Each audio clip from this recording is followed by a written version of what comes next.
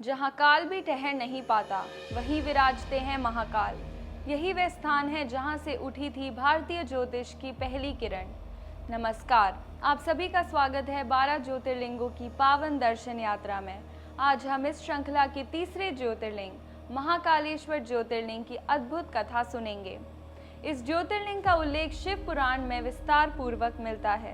कहते हैं जहाँ काल भी टिक नहीं पाता, वहीं विराजते हैं महाकाल। वह भूमि है अवंतिका नगरी, जो आज उज्जैन के नाम से प्रसिद्ध है। ये केवल शिव की नगरी नहीं, बल्कि धर्म, ज्ञान और कला का त्रिवेणी संगम है। यहीं से संस्कृत विद्या की जड़ें फूटी और यहीं से भारतीय ज्योतिष की पहली किरण उदित हुई और यहीं से प्रारंभ हुआ वह काल गणना का संवत, जिसे आज हम विक्रम संवत के नाम से जानते हैं। क्योंकि इस भूमि के राजा विक्रमादित्य स्वयं भगवान शिव के परम भक्त थे।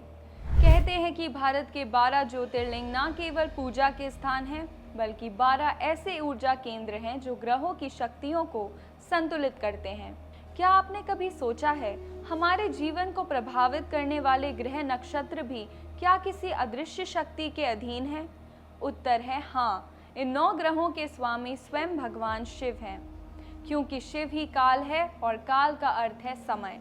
समय पर नियंत्रण उसी का हो सकता है जो स्वयं समय से परे हो। इसीलिए कहा गया है, भारत के 12 ज्योतिर्लिंग केवल मंदिर नहीं, बल्कि दिव्य शक्तिपीठ हैं, जहां जाकर भक्त अपने ग्रह दोष, मानसिक तनाव और कर्म जनित पीड़ा को दूर करते हैं। यद्यपि ये संबंध सीधे शास्त्रों में एक साथ वर्णित नहीं, परंतु पुराणों, तांत्रिक ग्रंथों और स्थानीय मान्यताओं के आधार पर प्रत्येक ज्योतिर्लिंग को किसी न किसी ग्रह से जोड़ा गया है। इन 12 में सबसे रहस्यमय, जागृत और चैतन्य स्थान है महाकालेश्वर, उज्जैन का वह पवित्र मंदिर जहां स्वयं शिव काल के रूप में विराजते हैं। यहाँ समय रुक जाता है, मृत्यु भी ठहर जाती है, क्योंकि यहाँ काल पर भी महाकाल का शासन चलता है। यहीं प्रतिदिन भोर में चिता की भस्म से भगवान का श्रृंगार किया जाता है। ये वही नगरी है अवंतिका, जिसे देवता भी इंद्रपुरी कहकर पूजते हैं। अब आइए सुनते हैं उस अद्भुत कथा को, जहाँ एक शिव भक्त ब्राह्मण की तपस्या से स्वयं भगवान महाकाल प्रकट हुए थे। कहते हैं उज्जैन की स्वर्ण चोटियां जब सूर्य की किरणों से चमकती हैं, तो पूरा नगर देवताओं की नगरी अमरावती जैसे प्रतीत होता है। अवंतिका मोक्षदायिनी सप्तपुरियों में से एक है। यहाँ 7 पवित्र सागर तीर्थ, 28 दिव्य स्थल और 84 सिद्धलिंग और सैकड़ों देव मंदिर है। कहा जाता है कि इस पवित्र नगरी में आज भी 33 करोड़ देवताओं का वास है। ये वही स्थान है जहाँ संवत्सर अर्थात वर्ष का प्रारंभ तय होता है, जहाँ काल, समय और शिव तीनों एक ही रूप में विद्यमान हैं। पुराणों के अनुसार अवंती नगर में एक ब्राह्मण परिवार रहता था। उसके चारों पुत्र भगवान शिव के अनन्य भक्त थे। उसी समय ब्रह्मा से वरदान प्राप्त कर एक दैत्यराज दूषण ने उज्जैन पर आक्रमण किया। उसने ब्राह्मणों को यज्ञ और पूजा से रोक दिया, पर वे चारों भाई डरे नहीं। वह निडर होकर शिव ध्यान में लीन रहे। जब दूषण अपनी सेना सहित उन पर टूट पड़ा, तो उनके अटूट विश्वास और भक्ति को देखकर भगवान शिव स्वयं प्रकट हुए। धरती 2 भागों में फट गई और उसी धरती से प्रकट हुए तेजस्वी, भयंकर और विराट रूप में महाकाल। भगवान ने एक ही हुंकार में उस दैत्य को भस्म कर दिया। तभी से शिव यहाँ ज्योतिर्लिंग के रूप में विराजमान हुए और कहलाए महाकालेश्वर, अर्थात जो काल यानी समय के भी अधिपति हैं। उज्जैन में उसी समय राजा चंद्रसेन राज करते थे, जो शिव के परम उपासक थे। उन्हें एक दिव्य रत्न चितामणि प्राप्त हुआ था, जिससे उनके शरीर से अद्भुत तेज प्रकट होता। अन्य राजाओं ने वह मणि मांगी, पर चंद्रसेन ने उसे देने से इनकार कर दिया। क्रोधित होकर उन्होंने उज्जैन पर आक्रमण कर दिया। राजा ने भयभीत होकर भगवान महाकाल की शरण ली। भगवान शिव ने उसकी पुकार सुनकर उसकी रक्षा की और उसी क्षण से उज्जैन अजय नगरी कहलाने लगी। उसी समय एक ब्राह्मणी अपने छोटे पुत्र के साथ मंदिर के पास रहती थी। बालक ने देखा कि राजा महाकालेश्वर की पूजा कर रहा है। उसके मन में भी शिव के प्रति गहरी भक्ति जाग उठी। वह घर आया और एक साधारण पत्थर को शिवलिंग मानकर उसकी पूजा अर्चना करने लगा। वह बालक भक्ति में इतना खो गया कि उसने भोजन पानी तक त्याग दिया। माँ ने जब देखा कि उसका पुत्र भूखा प्यासा है तो क्रोध में आकर उसने वह पत्थर उठाया और घर के बाहर फेंक दिया। परंतु बालक की श्रद्धा अडिग थी। वह रोते हुए शिव शिव जपने लगा। उसकी सच्ची भक्ति से प्रसन्न होकर भगवान शिव प्रकट हुए और वही पत्थर ज्योतिर्लिंग के रूप में तेजस्वी हो उठा। भगवान ने उस बालक को धन, सुख और कीर्ति का आशीर्वाद दिया।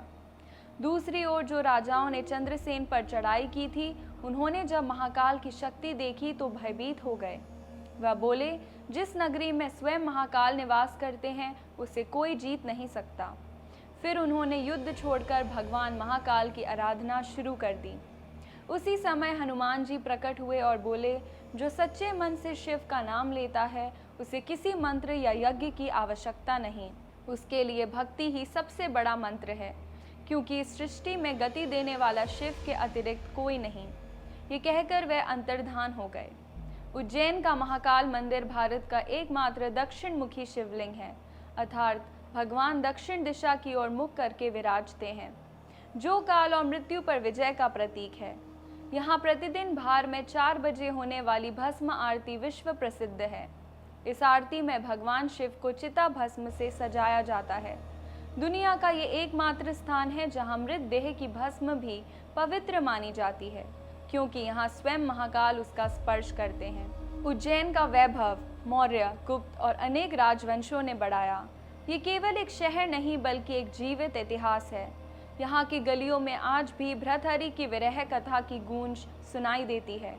वासवदत्ता और उदयन की प्रेम कहानी की छाप है और मंदिरों की स्वर्ण चोटियाँ आज भी सूर्य की पहली किरण से दमक उठती है।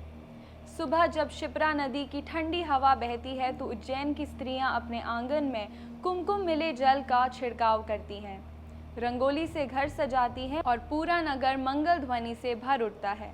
इसी पवित्र धरती पर प्रातः 4 बजे महाकाल मंदिर में पूजा आरंभ होती है। पहले जल अभिषेक, फिर भांग और धतूरा और अंत में चिता भस्म का लेप। जहाँ शास्त्र कहते हैं कि चिता की भस्म अपवित्र है, वहीं उज्जैन में वही भस्म पवित्रता का प्रतीक बन जाती है, क्योंकि ये भस्म किसी साधारण देह की नहीं बल्कि उस काल की है जिसने मृत्यु को भी मोक्ष का द्वार बना दिया। उज्जैन पहुंचने का सबसे सरल तरीका है बाय रेल। यहाँ का उज्जैन जंक्शन भारत से लगभग सभी प्रमुख शहरों से जुड़ा हुआ है। स्टेशन से महाकाल मंदिर मात्र 2 किलोमीटर की दूरी पर है। यदि आप बाय एयर से आना चाहें तो निकटतम एयरपोर्ट है देवी अहिल्याबाई होलकर एयरपोर्ट। इंदौर, जो उज्जैन से लगभग 55 किलोमीटर दूर है, वहां से टैक्सी द्वारा 1 घंटे में मंदिर पहुंचा जा सकता है। बाय रोड से भी उज्जैन, इंदौर, भोपाल और रतलाम से अच्छी तरह जुड़ा है। मंदिर के आसपास ठहरने और भोजन की उत्कृष्ट व्यवस्था उपलब्ध है। महाकाल मंदिर की भस्म आरती ही यहाँ की सबसे बड़ी विशेषता है, जिसे देखने के लिए देश भर से भक्त हर सुबह ब्रह्म मुहूर्त में एकत्र होते हैं। कहा जाता है, जो व्यक्ति सच्चे मन से महाकालेश्वर ज्योतिर्लिंग के दर्शन करता है उसे जीवन में भय नहीं छूता और मृत्यु के बाद उसे मोक्ष की प्राप्ति होती है। हर हर महादेव, जय महाकाल।